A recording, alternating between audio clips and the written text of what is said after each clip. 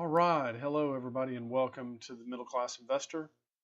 Well, it's been a few weeks. I took a couple of weeks off. There wasn't much happening in the market really until I guess last week. I don't know, the last 2 weeks. Really, I shouldn't have taken the week off, not last week, but the week before off because as you can see here, we've had two down weeks in a row.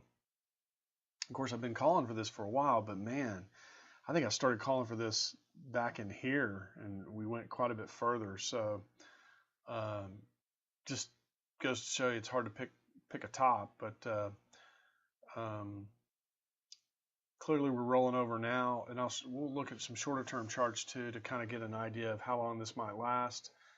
I've got this DP support area down here below this last swing low right here. This right here is the last swing into the high. So this is the last move into the high. So what we're concerned with is this pivot right here. So this pivot here usually is an important pivot. We should see some sort of return in the market to this area, which would put us a little bit higher than 2,300 on the S&P 500. So it's not an insignificant move, but it's not the end of the world either. So we'll keep an eye on that. The other interesting thing, of course, there's a lot of talk about it if you watch financial media, is the volatility index. And you know that I was speaking about kind of this convergence of the volatility into this space right here, given by this downtrend line and by this kind of horizontal line here. And I was saying, eventually it's not likely to go this way because, it's already very, very low by historical standards.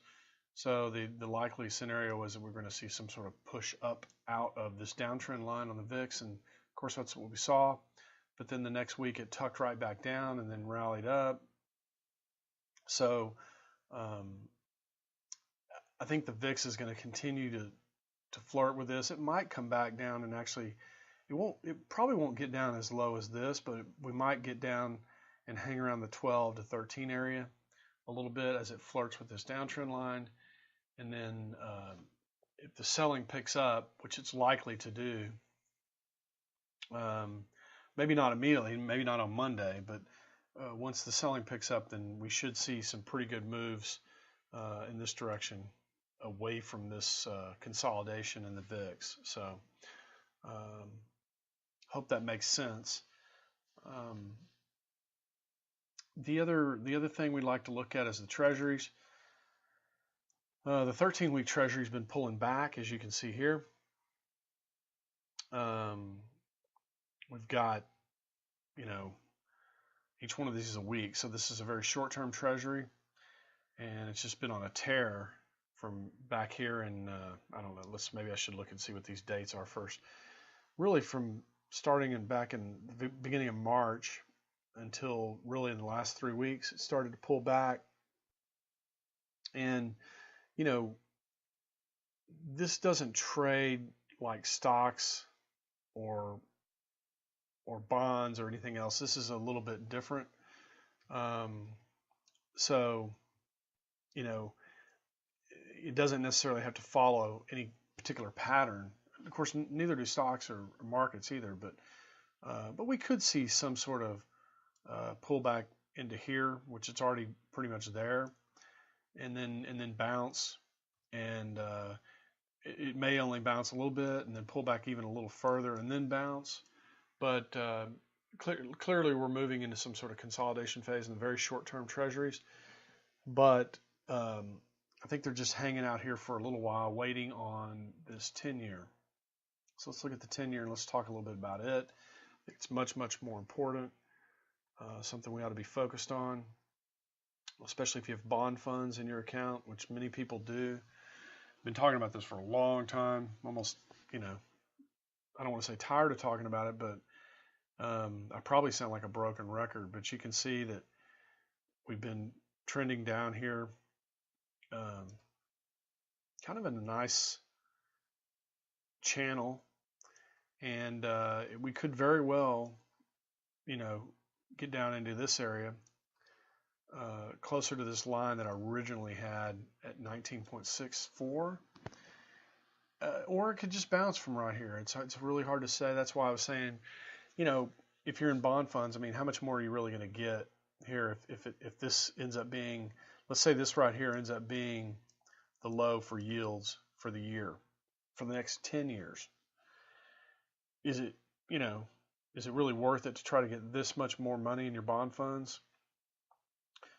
Or, you know, is it better just to go ahead and take some off the table and avoid this situation here? So, you know, my opinion is the latter, and I think there's really good evidence for that. We've got this was an important low. We got this large rally off the low. This is clearly corrective in nature. This was clearly impulsive. You can see how rapidly it moved. And these are weekly bars, and it still moved very rapidly. And this corrective action is kind of marked by this overlapping situation. You know, this move comes down, and then this move overlaps a lot of this move, and then you got a new move down, and you get significant overlapping of each move. So that's pretty signature correction type action. So yes, we might go a little lower, might get down into this 19.64 area, or we might just turn around this next coming week and just start taking off to new highs in yields, which would be new lows in the bond market.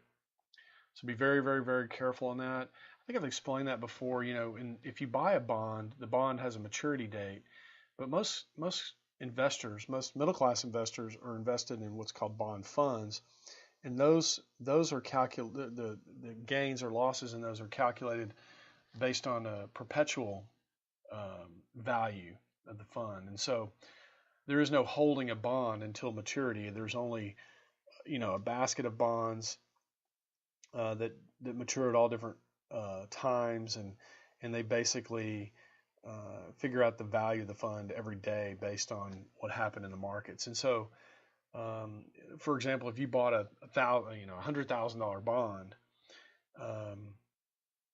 you know, with a face value of $100,000, and let's say you paid $80,000 for it, and you held it for 5 years, and you know it goes up to 120,000, let's say, but then it goes all the way down to 40. Well, if you hold it till maturity, it'll still be worth $100,000 because that's the face value of the bond, provided the company or whatever you bought it on doesn't go out of business. But but in a bond fund, you know, if you have significant losses, there's no holding that long enough to get you back to par. There's not a par rating on a bond fund, whereas there's par ratings on bonds, but not on bond funds. So that's why, in general, and this is what I mean by in general is just what I'm saying. In general, in a rising interest rate environment, you do not want to be holding bond funds. Now, if you're a bond investor, you can do what's called bond laddering. So you can have some 1 year maturity, some 2 years, some 3, some 4s, and then, you know, as your 1 year falls off, you go buy a 5, and then the 2 year falls off, and you go buy another 5, and you just keep having them fall off.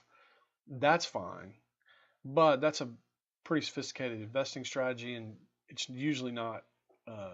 People in 401ks usually don't know much about that, or they're not paying somebody to do that for them in most cases. So, in general, going back to in general, in a rising interest rate environment, which is what it looks like we have going on, you don't want to be in bond funds. All right, hope that's plain and clear. Been saying that for a while now, so I'm sure you're tired of hearing that, but it's very, very important. Okay, we're looking at these countries. So here's Germany. Germany, you know, it's chopping around here. It looks like it's doing some consolidation.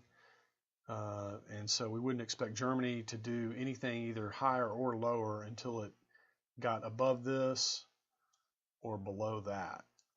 So if it gets above this, pokes his head up, we're likely to see it come all the way into this decision area.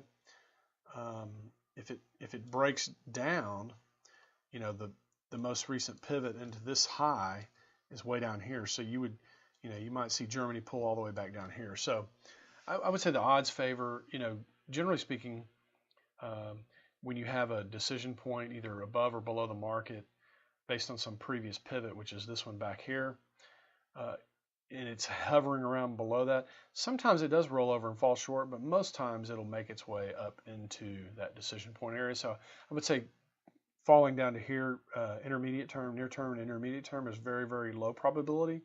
The higher probability move is that this is going to continue to pop out higher and make it up into this 32, 33 area. Hope that makes sense. For Japan, Japan's already in that area. So we're looking for Japan to, I mean, it could zoom through this area, or it could, start getting soft and come down. The first stop would be, off of this pivot low here. So you're talking about a box, support area right around here. If it breaks through that, then, you just go to the next one, okay? And then you put a box there, so on and so forth. So, what you want to look for on these, any kind of sell-off on any of these markets is a sell-off into some support area like we have, and then some sort of, kind of overlapping correction up. And that usually gives you an indication of a good place to either short or go long, depending on what direction that move is. The UK sports a little bit different picture. We can get it to pull up here. There it is. And it's not looking so good for the UK. In fact, it's not looking like it's actually going to make new highs. We got this DP area way up here. But we've talked about this before, but this whole move here is very overlapping. And except for this last swing here, everything here is very overlapping. And so this could very well be corrective. Now, it could just be it's going to correct down to below here. So if you look at this, we've kind of got a swing and then a swing up, and then we could have a swing down into this area and then rally. So that's possible. In fact, maybe even probable. The other thing I've got here is you can see this here, it says 0%, 38. So one of the things that happened here, see this 61.8%, 62%. You can see it rallied up into this 62% and then started to roll over.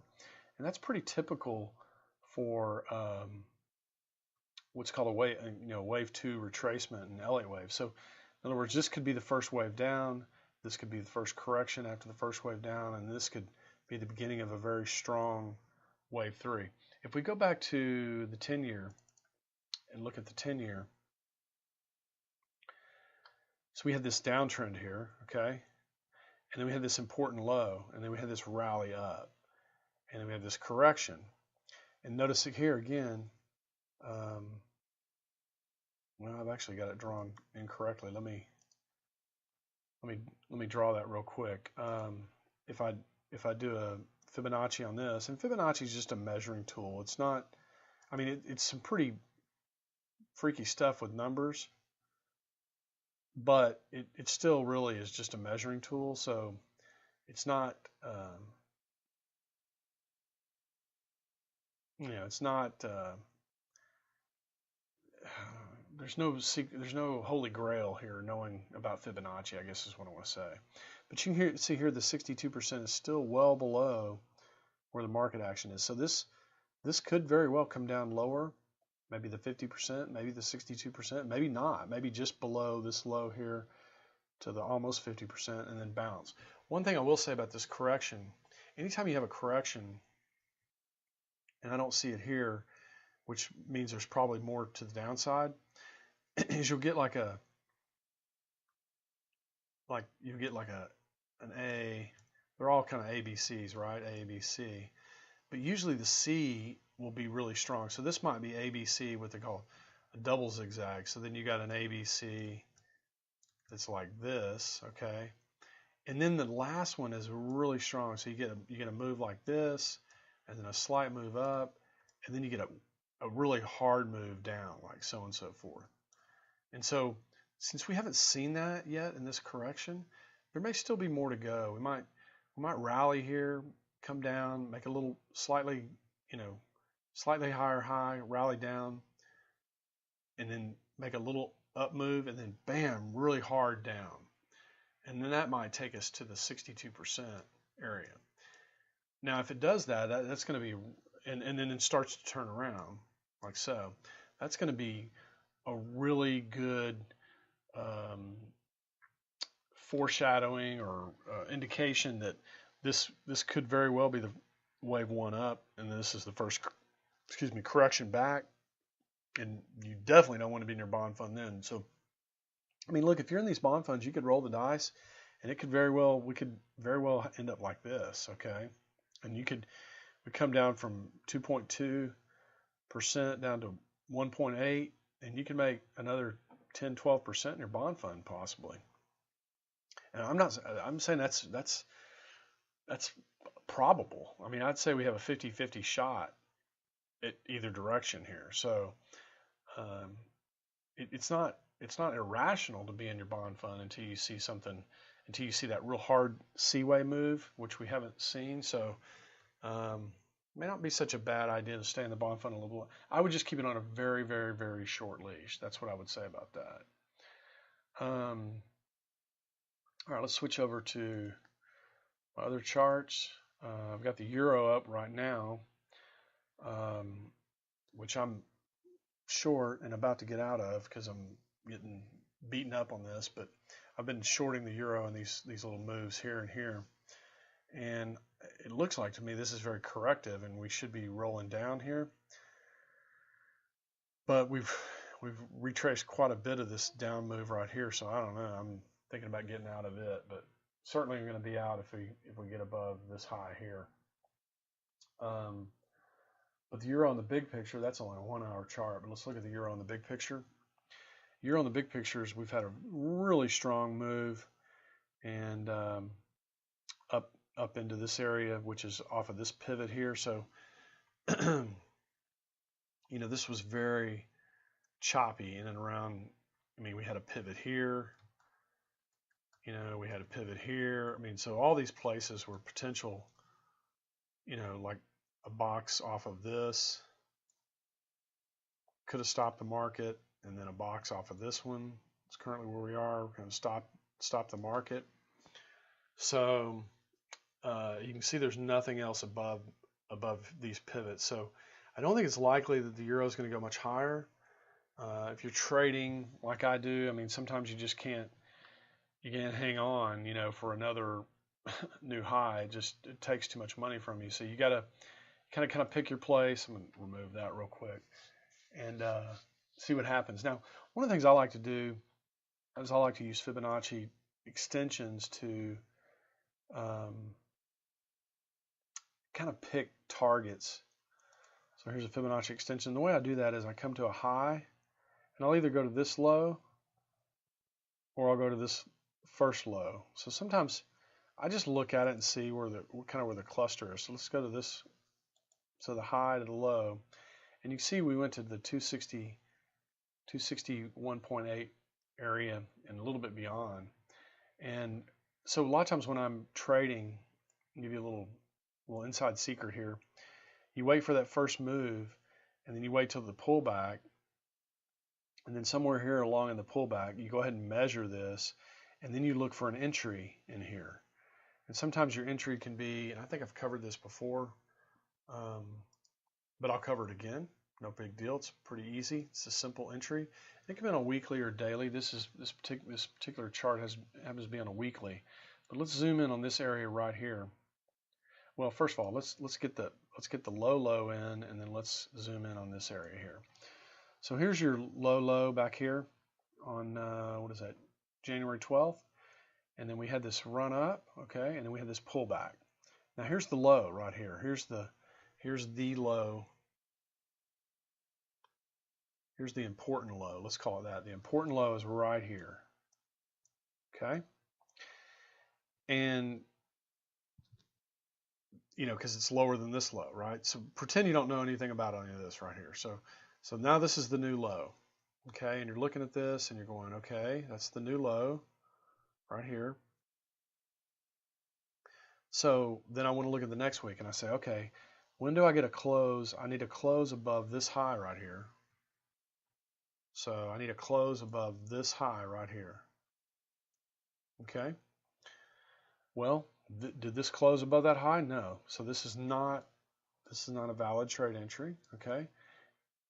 So I go to the next week. Well, I don't have a new low. This low is higher than this low, so this is potentially valid. Okay. Now I've got a close. See right here, here's the close above this high right here. So this close is above this high. This is now a trade entry. Check. Okay. Now you're in the trade,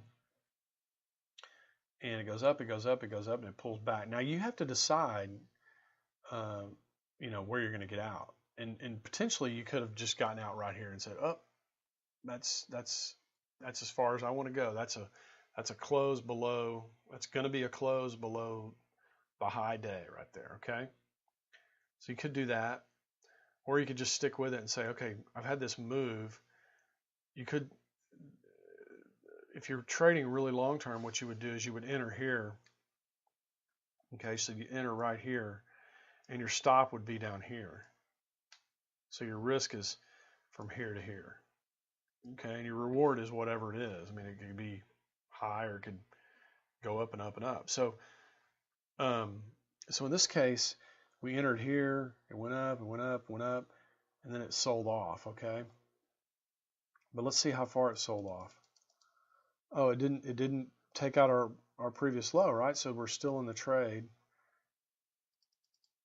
and it just goes up and up and up and up and up and up. And then what you would do is you continue to put stops below these lows.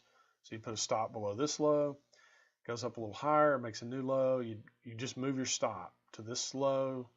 This is a high, so this low is higher than this low, so you wouldn't move your stop. Here's a new stop. Here's a new stop. So you almost get stopped out here, see? Then boom, it makes a new high. Okay, well now our stop is still there, but we're looking for a new stop. So it comes up, it makes a low here on a red candle. Maybe somewhere in here you put your stop, so on and so forth. You just keep following your stop. That's how you make money on these kinds of trades. And then you come out, you would come out at this 2.61 if you wanted. Or you could just say the high below the low day kind of deal. So you could continue to trail your stop. So listen, here's your high week, okay? We still don't have a close below that, right? None of these are closes below this high week. Does everybody see what I'm talking about? I'm talking about this week right here. This week right here is our high week, okay? And we're looking for a close below the low of the high week. Well, that's right here. So far we don't have a close below this week. So potentially you could still be in this trade on the long side. Now I'm trying to kind of get the top, and what I want to do is I want to trade down to this area here and make, a few $1,000.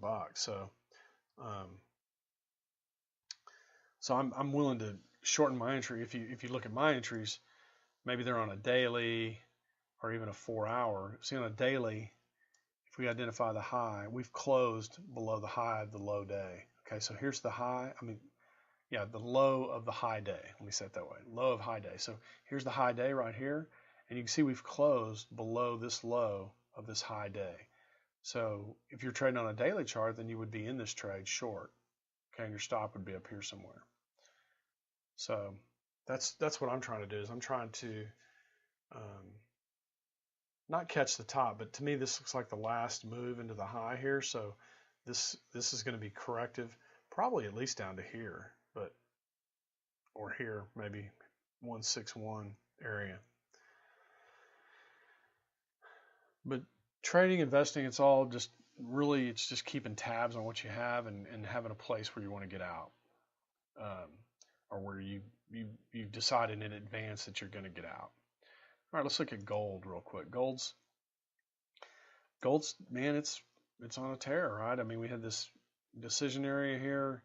We could do the high the low day thing again, but this looks, look at this right here. Doesn't this look very ABC-ish? Hold on, let me use the other tool. Yeah, let's do it this way. I mean, doesn't this look ABC-ish? A, B, C, which means this is probably the next, decent move up. Sorry, I just hit the microphone. And if you, now this gold is it's a little bit harder to measure like that, like, measure from the low to the high to find that 2.61 area. But you can do it. You can do anything you want to do. It doesn't mean it's going to work, but you can come here to the high. And we can come back to this low. We could say, okay, where's our 2.61? Well, see, we're already there. So if you were to do it all the way back to this one, to this low, well, then 2.61 is up here. And I think we'll probably get up here, actually. In fact, if the market stays above where it is right now, you can see we've got this sideways consolidation right here, and we've kind of broken out, but kind of failed the breakout. A good way to measure this is measure the height, like so, and then you basically duplicate that. Oops. So we basically put another one of those on top, and that's how you get the next move. Once it breaks out of the sideways trend, so that puts us up into that 1357, 1380 area, which is very doable in gold, very doable. Silver, we've talked about silver. It looks a little different. To me, silver looks like the better chart of the two. It's the cleaner one, I guess is a good way to say it. You got this kind of ABC move here, which tells me we're moving up into this $19 area. That's what I would look for in silver. To me, it's just easier to see. I don't know if you see that or not, but that's what I see. Let's look at oil. Oil, man, a lot of talk about oil. I mean, they're talking about oil every single day. What's unclear about oil is whether or not we're in some sort of sideways consolidation. I mean, we're definitely in some sort of sideways consolidation, but what I mean is like an official triangle or something like that. Really hard to tell. It's very, very choppy. It's probably some sort of triangle. If you look at it on weekly and zoom in, these triangles, what they normally look like is, something like this, where you get let me zoom in, something kind of like this, where this would be like wave A, and wave B would be like all the way down to here, and then C would be like to here, and then D would be like to there, and then E would be like to there. And you can see, if you draw a line, see how these kind of connect almost? And these connect down here. And then when you break out of this triangle, you break out, see, so it's corrective to it's a consolidation to the trend that's already in place, which is down. So you get a hard pop out to the downside. You take out the low, not by much, maybe by $10, $20 at the most, $10, $15. And then boom, it reverses hard to the upside. So it's hard to tell if we're in this or if we're in some sort of, A, B, C, where this DP up here is our target, and then we come down hard. But I don't think oil is through going down. When you see a move like this, it's just usually not over that quick. There's got to be more to it. I would say anywhere down here around 32 would be a great buying opportunity in oil, but it's going to be sideways. It's going to be a challenge, and I'd say as long as it's sideways, I don't know if I'd invest in oil stocks, and unless you just really got one that you really like, you watch closely, and you can, you got a real good handle on their business and stuff. Trying to think, is there anything we didn't cover? I finally got my Ninja Trader up and running again, and I just wanted to look. These are the weekly charts, and you can see here there was a TS4. Sometimes I like to go in here and I'd like to just put the trade on and see where it ended. So this trade ended way back here. So It's no longer valid, obviously, but sometimes I like to do that to kind of estimate, where this might end. That wasn't very helpful. We can also put on the Elliott waves, intermediate, and see what we get here. So we get a 5-wave move. So this is kind of a 1, 2, 1, 2, 3, 4, 5. There's probably another 4 and another 5 up. So because there was a 1, 2 here, this 1, 2 is not accounted for here. So in other words, this might be 1 and this is 2. And then this whole 1, 2, 3, 4, 5 might be 3. Okay. So there'll be a 4 and then another 5 up. And then you'll get some sort of correction of this whole thing back down here to the 1720s. I know it sounds crazy, like, yeah, that's not going to happen, but that's how it works. So we want to keep close tabs on these 5-wave moves, because it usually means there's going to be some sort of pullback. Now that we've had 5 waves, which we're getting here, we're getting a pullback, and it's probably going to be into this area right here off this 4th wave low, which is around 2300, maybe slightly below 2300. Now this is on the ES, so the ES is the future of the S&P 500. It's a futures contract. All right, let's look at, I'll tell you what, let's look, before we leave that, let's just go to a shorter term chart just for grins and giggles. So we'll go to an hourly chart. Oh, we can't do that because my data's all messed up. Let's see, data. Sorry about this. I should have fixed this. Should have fixed this earlier. Okay, so what do we see on the hourly chart? We see kind of a, let me get this down where you can see it. We see kind of an ABC, right? So if we click on here, Elliott wave major, and we click right here, see, we're right here at the typical wave C. So, probably what's going to happen is we're going to, this last move here, it looks like there's still some downside to it. I mean, there's a couple of options. There's really, I mean, we're really at a place where, this could be an ABC, or it could be A, B, and this could just be one of C. So you could have like 1, 2, 3, way down here, 4, 5. So it's unclear, as to which one it would be. I think when I look at stuff like this, I mean, I think what's clear, sometimes you just have to go to the larger chart, the weekly, and you have to just look for the larger degree pivot low, and the larger degree pivot low is right here. Okay, so when I go to a daily, now when I go to a daily, I'm looking for this to pull back into here somehow. Okay, so sometimes it's not clear right away. Okay, so this could be 1, 2, and this could be 3, 4, 5, and then a B, and then C. Okay, but it's not important. What's important to know is that it's likely to move down into this area before it consolidates and starts to go higher again. So, you just got to ask yourself, is 175 points, am I concerned about that? Am I concerned that, that's a lot of points in my 401k? Everybody has to ask that kind of question for themselves. So I think if you look at this if you look too on a shorter term chart, I would say, so sometimes I look at a 15-minute chart. We're getting a trade signal here right up, but this is, even if this trade works out, it's not going to go far. It's going to go to right here. Okay, and that could be, so if you can see here, 1, 2, 3, and then 4 could be this A, B, C, 4 up into here, and then 5 would be something down into this area.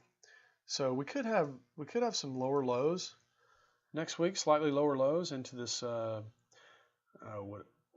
let's call it 2420 area, 2420, 2415 area, and then bounce really hard up into this area, and then rally a little bit, maybe into 2455, and then roll over and go lower again. My data is all messed up on this. Should have fixed all this. I apologize.